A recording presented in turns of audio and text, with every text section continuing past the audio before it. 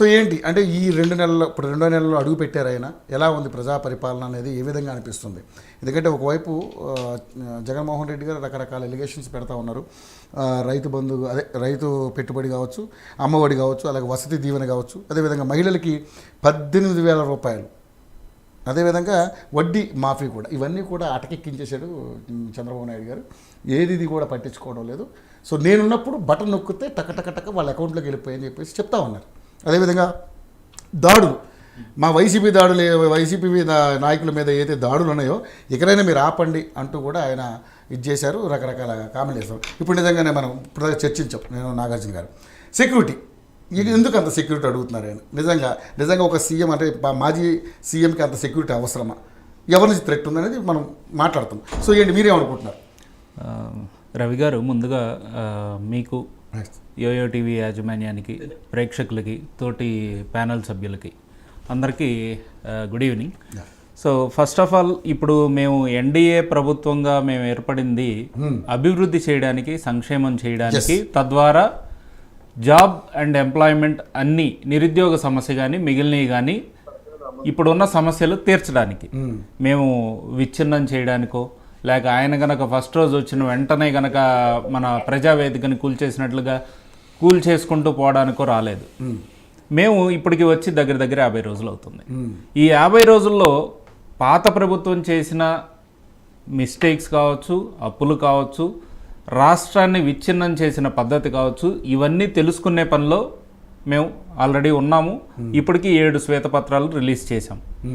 దాంతోపాటుగా అధికారులను అందరినీ ఒక్కొక్కరినిగా, ఎవరైతే ఇంకా అదే మత్తులో ఉన్నారో, ఇంకా ప్రభుత్వం మారిందనని గ్రహించలేని సిచ్యువేషన్లో ఉన్నారో, వాళ్ళందరినీ ఒక్కొక్కరినిగా మార్చుకుంటూ ఎన్ని అప్పులు ఏ శాఖలో ఉన్నాయనేది తెలుసుకుంటూ ముందుకెళ్తూ ఉన్నాం. చంద్రబాబు నాయుడు గారు కావచ్చు, పవన్ కళ్యాణ్ గారు కావచ్చు, అందరూ నిన్న కలెక్టర్ కాన్ఫరెన్స్ కూడా ఏదైతే జరిగిందో అందులో కూడా చెప్పారు, ఆగస్టు 15కి మనకి 2-3 పథకాలు స్టార్ట్ అయ్యే ఛాన్స్ ఉంది. ఒక ఉచిత బస్సు కావచ్చు, ఇంకా 2 పథకాలు ఏవైతే ఉన్నాయో అవి స్టార్ట్ అయ్యే ఛాన్స్ ఉందన్నమాట.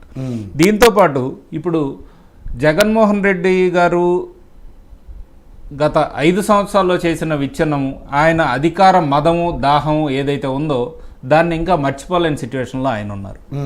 ఇప్పుడు వరకు ఆయన అధికారం ఎక్కిందే వాళ్ళ బాబాయి శవాన్ని అడ్డం పెట్టుకొని, దాంతోపాటు ఈ బొత్స సత్యనారాయణ మేనల్లుడి ద్వారా కోడి కత్తి కేసు ఒకటి తీసుకొచ్చి సంబంధం లేని దాన్ని ఎవరో నిజంగా పొడి చేశారు అని చెప్పి జనాలకు ఒక కలరింగ్ ఇచ్చి ఆయన సీఎం అయ్యారు.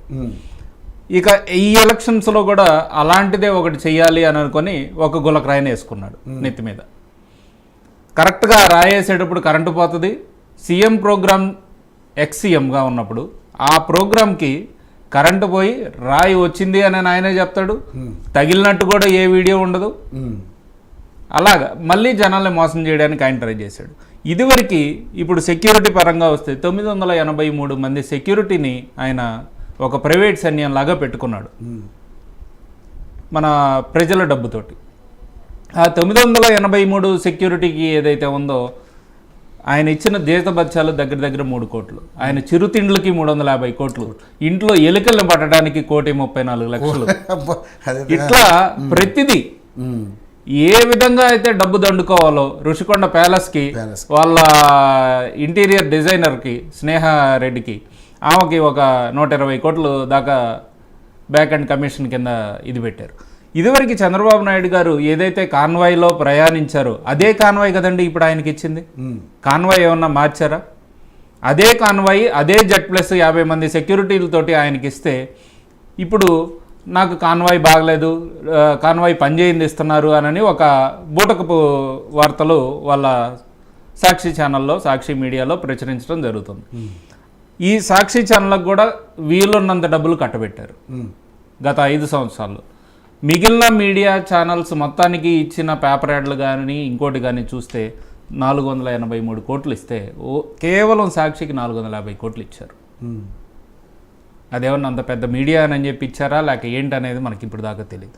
ఇకపోతే 36 మంది చనిపోయారు అని చెప్పి ఢిల్లీకి పోయి ఒక ఫేక్ ప్రచారం చేయడానికి ట్రై చేశాడు.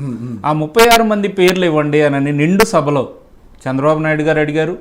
అనిత గారు ఇప్పటికి 2-3 సార్లు అని ఉంటారు. హోమ్ మినిస్టర్ అనిత గారు సభలో అడిగారు, లెజిస్లేటివ్ కౌన్సిల్లో అడిగారు, బయట ప్రెస్ మీట్లో అడిగారు.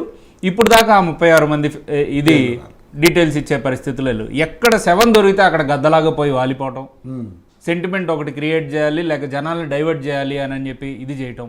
ఈ వైసీపీ పేటీఎం బ్యాచ్ కూడా ఏదైతే ఉందో వీళ్ళు వచ్చే వాళ్ళకి ఈ నాస్కాము ఇంకా కొన్ని కంపెనీస్కి పర్సనల్గా మెయిల్స్ పెట్టడం, మీరు ఆంధ్రాకి రావద్దు, వచ్చే పెట్టుబడులను అడ్డుకోవటం, ఇలాంటి సైకో పనులు వేరే వాళ్ళు ఎవ్వరూ చేయరండి. ఒక పక్క రాష్ట్రాన్ని బాగు చేద్దాము అని చంద్రబాబు నాయుడు గారు, పవన్ కళ్యాణ్ గారు ఇంకా మిగిలిన వాళ్ళు ఈ రోజు పొద్దున కూడా యూట్యూబ్ CEO తోటి అండ్ గూగుల్ వాళ్ళతోటి చంద్రబాబు నాయుడు గారు మీటింగ్ అయ్యి రాష్ట్రానికి మీరు రండి, పెట్టుబడులకి మేము అన్నీ సానుకూలంగా ఉన్నాము, మీకు కావాల్సినవన్నీ మేము ఏర్పాటు చేస్తామని ఆయన ప్రతి ఒక్కళ్ళతోటి మొన్న కాన్ఫరెన్స్లో కూడా క్లియర్గా చెప్పారు. ఎంతమంది అయితే వెళ్ళిపోయారో వాళ్ళందరికీ నేను పర్సనల్గా ఫోన్లు చేస్తాను, అవసరమైతే అందరినీ తీసుకొని రండి, అందరికీ అన్ని సదుపాయాలు ఇవ్వండి, రాష్ట్రం బాగుపడాలి అని ఆయన అంటుంటే ప్రతి ఒక్కరి దగ్గరికి వెళ్ళిపోయి రాష్ట్రాన్ని నాశనం చేయాలి, మీరు రావద్దు అని చెప్పి వాళ్ళని డైవర్ట్ చేయడానికి ఏదో ఇవి చేస్తారు. ఇలాంటివన్నీ రాష్ట్ర ప్రతిష్టను దెబ్బతీయడానికి వీళ్ళు కంకణం కట్టుకొని చేస్తున్నట్లుగా ఉందండి. అది నిజంగా రాష్ట్రంలో ఈరోజు శాంతి భద్రతలు అన్నీ బాగున్నాయి. ఖచ్చితంగా 100 రోజుల పాలన ఏదైతే ఉందో ఇంకొక 50 రోజుల్లో మనకు రాబోతుందో ఆ రోజుకి ఉన్న పరిస్థితులన్నీ చక్కదిద్ది ఎన్ని అప్పులు ఉన్నాయి, ఏంటి ప్రగతి పదంగా ఏ విధంగా రాష్ట్రాన్ని ముందుకెళ్తాము అనేది క్లియర్ రోడ్ మ్యాప్ తోటి కూటమి ప్రభుత్వం ఏదైతే ఉందో అది ముందుకు సాగబోతుంది. దాంతోపాటుగా వీలైనంత తొందరలోనే పోలవరం కావచ్చు 3 సంవత్సరాలు ఉన్నాయి. ఎందుకంటే మళ్ళీ 5 సంవత్సరాల తర్వాత ఏం జరుగుద్ది అనేది తెలియని సిచ్యువేషన్లో మళ్ళీ ఎలాగో రారు, అందులో డౌట్ ఏం లేదు. కానీ ఈలోపే ఒక శాశ్వత రాజధాని, శాశ్వతంగా ఉండే పోలవరం అన్నీ కంప్లీట్ చేసే విధంగా ఒక విజన్ తోటి చంద్రబాబు నాయుడు గారు కావచ్చు కూటమి ప్రభుత్వం కానీ ముందుకెళ్తుందండి. Okay, right.